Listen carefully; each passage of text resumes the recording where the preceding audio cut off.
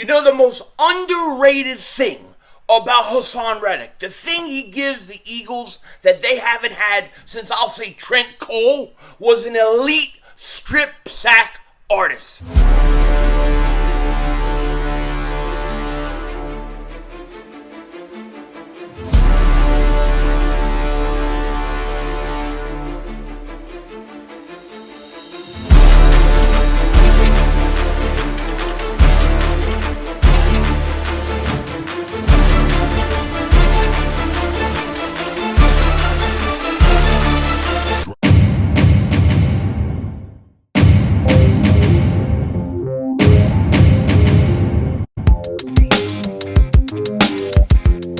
Dallas still stinks.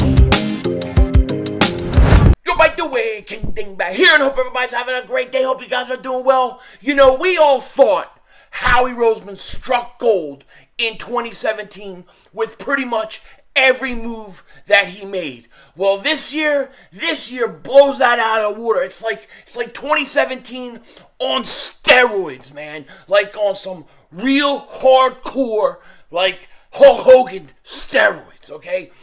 Because Howie Roseman has done a tremendous job. The amount of production we're getting from the free agents that we brought in has been tremendous. Now, before we get into all this, if you're new to the channel and you like the content, make sure you hit that like button. Make sure you subscribe for Eagles daily content, NFL content. We stream every game. We will be streaming on Thursday. Of course, we'll be streaming the Eagles. And if you've been subscribed for a while, you know the deal. Just double check. Double moonwalk check. Make sure you're still subscribed. That was a bat seizure right there, by the way.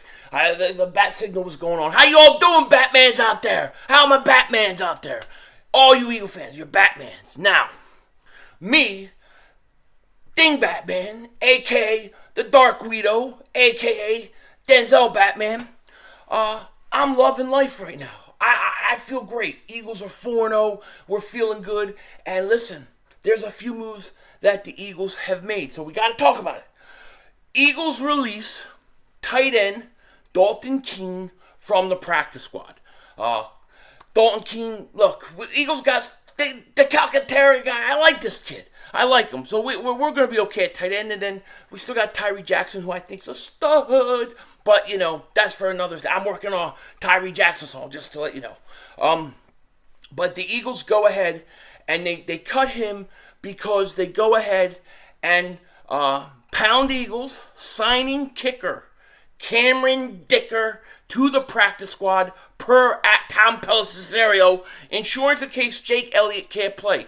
Info on Dicker is college, went to Texas, undrafted in 2022, has been the Ravens and the Rams. Looks like Jack Hunter from Boy Meets World. Who the hell is Jack Hunter? That is like, what the hell are we talking about football? Are we talking about like, what is it, Nickelodeon? I don't even know. I never watched Boy Meets World because I don't care about that. It's man runs the world. That's what I'm about. But, you know, I can just see it now. My live stream chats, Philly Shakedown podcast, everybody's going to be saying his name, Cameron Dicker, along with Landon Dickerson, and then one Fletcher Cox. So we're full of meats. We're swinging, standing on our tiptoes over here on this team. But everybody's going to like that. Now, truthfully, I'm really interested in seeing the injury report tomorrow because I think Jake Elliott is something, you know, that is an injury I'm concerned about. I feel like in my gut, I feel like Mulata's going to wind up missing like a week or two. Avonte Maddox comes back, Slay comes back, but Jake Elliott, I don't know what the hell's going on with him, man. Just stretch out your toe. It just looked like you cramped. I mean, come on. Was he really hit that hard? Man, I thought it was some act. I guess he really got hit. But what are you gonna do? What are you gonna do? So they signed Cameron Dicker. I don't know anything about the guy, except for that Elliott Shore Parks has a man crush on him because he looks like some show. Who cares? Who cares about that show? You know, all I care about is getting to 5-0 right now. I want to be 5-0 going into that Cowboys game. I'm gonna be honest with you. It's hard right now. Pause. Right? You know, I'm usually on call, but you know, I didn't mean that. What I mean is, it's been kind of a struggle to stay focused. Like, I was talking about yesterday. I was like, yeah, the Eagles, as long as they're ready to play, as long as they're focused, as long as they're not overlooking their opponent, they're going to kill this team. But as a fan, we can kind of overlook things. We don't have to keep it week by week because we're fans. We're not playing, right? We don't impact the game. Although I do when I yell at the TV, I have no doubt about it. Okay, if you go back to 2017, every time I trashed Nelson Aguilar, Stinkalar, he had a good game. Only in 2017, then he went back to his old ways. But like, we can overlook games and we can talk about the schedule stuff. Players can't do that. It's hard. They got to stay focused. But I'm telling you, like, my mind is already on week 6. Like, and I'm trying to keep myself focused. Nah, dude, we got a week worth of work to do and getting ready for the Cardinals. But I keep thinking about that game because the Cowboy fans are talking all that crap. They're all, like, losing it. And then, that is going to be such a huge game on Sunday Night Football. Cannot wait. But we'll focus that on that later, I said yesterday in my video, I said, Haason Reddick is putting up similar statistics to Micah Parsons. Now, all I did was say he's putting up similar numbers. All I tweeted was the statistics. I said nothing. I added nothing. I didn't take away anything. I just put the statistics up. And people are losing their minds. Mark Holmes loses his mind. Cowboy fans losing their mind. They're saying I'm creating narratives of this or that. I'm like, dude, I'm just putting the stats. And the stats are this. The production the Eagles are getting from Haason Reddick as a free agent is tremendous. It's tremendous so far. And the thing that makes Haason Reddick elite, the thing that he gives the Eagles that they have not had, in my personal opinion, since Trent Cole. Now, Brandon Graham, he does it okay. He has some big moments. But like a consistent strip sack artist, I haven't seen the Eagles have in a long, long time. And there are some really great ones that have played this game. I mean, Reggie could do it. Clyde could do it. Jerome they could all do it. Seth Joyner could do it. LT, Lawrence Taylor could do it. Derek Thomas could do it. There's been a lot of great strip sack artists throughout the NFL, And right now, the Eagles have a guy who, over the last, 3 years, I think he leads the league in strip sacks. In 2020, he had 6 strip sacks. In 2021, he had 2. So far this year, he has 3. Okay, get this, okay? Haason Reddick leads the NFL with 3 strip sacks this season. At Haason, 7 Reddick is the only Eagle since at least 1950 to have 2+ forced fumbles and 2 fumble recoveries in a single game. Now, here's the thing about these, right? About these strip sacks that I want to talk about. The big one won you the game versus the Jaguars. The Eagles go for it on 4th down because they can't kick the field goal. You give the Jags the ball back, and all they have to do is have 1 drive and 2-point conversion. Haason Reddick got a strip sack in a prime-time elite moment. An elite moment, okay? He has been a tremendous signing for the Eagles. And Haason Reddick, when I put the stats out yesterday, I really wasn't trying to compare. Well, maybe I was busting Cowboys' chops a little bit. But it was more about, hey, look at the production this guy is giving us that we signed. Listen, people were on him after week 1. People were worried about him after week 2. And look at him now. He's tremendous. And the best thing about him, the thing that I love the most about Haason Reddick, is that he gets strip sacks. We have not had that in a long time. And if you look at the Eagles' defense right now, with the signings and everything they've done, it's been a turnaround. Josh Tolentino sounds like a paisan. You know him. He pounds Eagles defense. First in sacks with 16. First in opponents 3 and outs with 21. Tied with Ravens for first in takeaways, 10. Third ranked defense overall, 277.3 yards allowed per game. Okay, those are tremendous numbers. They're tremendous numbers. Shamus says the Eagles had just 29 sacks in 2021, the second fewest in the NFL. They already have 16 through 4 games this season, the most in the NFL. Haason Reddick looks like a perfect signing so far, and Fletcher Cox is playing his best football in 3 or 4 years. 2017 vibes. Now we're talking. So, Haason Reddick has made a huge impact, and I feel like week 1 it was kind of like, listen, you didn't play all preseason. They dropped him back in coverage too much. And he had to get going.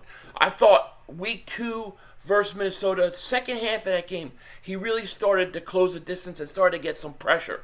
And then week 3 he exploded. Pause on Carson Wentz. Pause again. And then last week, I mean, he helped win us that game. Like, seriously helped us win that game. So he has been absolutely tremendous. And, I know the Cowboy fans keep pushing the narrative. They got this great defense. They shut everybody out. The Eagles' defense is no slouch either. So it's going to be a fun matchup when we play them. But we got to stay focused on the Cardinals. But Haason Reddick right now is an elite pass rusher in this league. And to me, a guy who can add not just getting to the quarterback, not just getting quarterback sacks, but a guy that adds actual turnovers and strip sacks. That is something not every defensive player can do. Not every pass rusher does that and does it well. I'm telling you, I go back to Trent Cole since we've had somebody I considered that actually went for the strip sacks. Brandon Graham has done it in some big moments, so I don't want to take anything away from him. But a consistent person, I got to go back to Trent Cole, and before that, probably Hugh Douglas, and then you get into the, to the Reggie days and William Fuller and those kind of guys. So it's been a long time. And Haason Reddick has been absolutely fantastic. So another guy that I want to talk, there's a couple guys. I mean, everybody that Howie Roseman has pretty much signed has been effective, especially on the defensive side of the ball and offense with A.J. Brown. But another guy we got to talk about is James Bradberry. I know I've said it a lot, but James Bradberry is a stud. Right now, the Eagles have the best 2 corners in the NFC East. They literally do. They have the best 2 corners in the NFC East, and I would say they have 3 of the best 5 corners in the NFC East when you include Avonte Maddox. But check out, I mean, we all know what Slay has done. We all know how good Slay is. But check out Bradberry through 4 games, okay? I mean, this is shutdown football. That's what it is, shutdown football. James Bradberry through 4 games, 24 targets, allowed 11 catches for only 96 yards allowed, 22.2 passer rating when targeted, hasn't allowed a touchdown, had a pick 6 versus Detroit, had a big interception last week. Once again, you're getting production from free agent signings. We have seen in football, not just with the Eagles, but in other teams too, where you go out and you sign these guys and you get no production out of them. The Eagles are getting production. And then you have the Chauncey Gardner-Johnson trade. Now, a lot of people, might say, oh, he hasn't, I don't even know what they would say. Maybe he had a couple guys running open or stuff like that. But to me, he's learning how to play safety, and I really like him. I want him back. You gotta find a way to bring Bradberry back. And then you got Kaiser White. Kaiser White has been impactful for this team as well. Right now, you thought 2017 was like, wow, how he hit on everything. This is like, he's blowing it out of the water right now. You know what I'm saying? He is. It's like when I go to the store and everybody thinks I'm Denzel Washington. I sometimes I just act like I am. And I just tell them, yeah, that's me. I signed an autograph. I don't want to hurt their feelings. I got to blow it out of the water. You know what I'm saying? But that's what the Eagles have done so far. To me, this team, in my opinion, has more talent on paper right now than that 2017 team. It just does. And Howie has been more impressive with the draft picks he's made, with the moves that he's made, with the free agent signings, with everything that has happened. Howie Roseman is GM of the year. That's just the way it is. And this is going to be a fun season. And let me tell you, Haason Reddick makes a huge impact. He is. The ability for him, not just to get to a quarterback and get a sack, but in prime time situations where the game is on the line, to be getting strip sacks and give your team a chance. Every time Reddick gets near the quarterback, the Eagles have a chance of getting a fumble recovery. He's gonna kill it this year. I'm so proud of this team. I love him so much, and I'm just ready. I'm ready for this Arizona game right now. Like, I wish it was tomorrow. I want to play this game. I want to double them with their ass. You know what I'm saying? But it's looking good. Howie, fantastic job. And the most underrated thing about Haason Reddick, his ability to get strip sacks that really help us win a game, not just versus Jaguars, but also Washington. With that said, take care.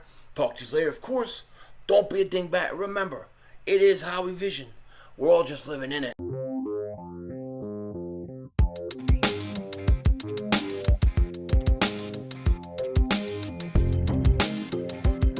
Now, I have 2 questions for you guys today, okay? First question is this, and this is a hypothetical, right? I think the Eagles will sweep the Dallas Cowboys. I really believe that.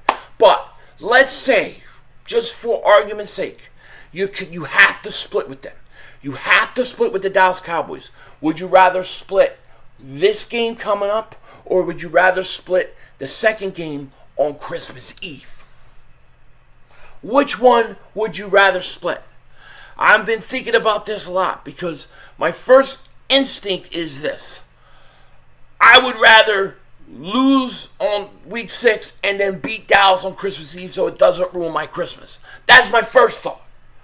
But then when I think about it, if the Eagles win week 6, by the time they play them, on Christmas Eve, the Eagles are probably going to be so far ahead of anybody in that division that it won't matter. The division will be pretty much locked up.